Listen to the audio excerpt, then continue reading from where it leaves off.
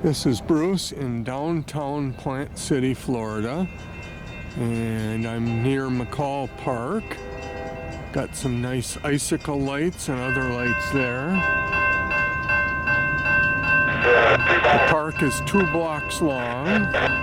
There's a place interestingly called Whistle Stop Cafe there, and an old historic state theater building really looks neat. And we have intermodal I-044 coming through town. Tracks right through downtown.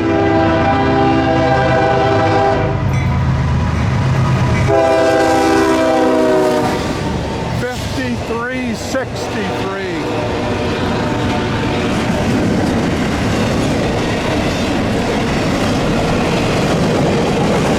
And I heard 202 axles.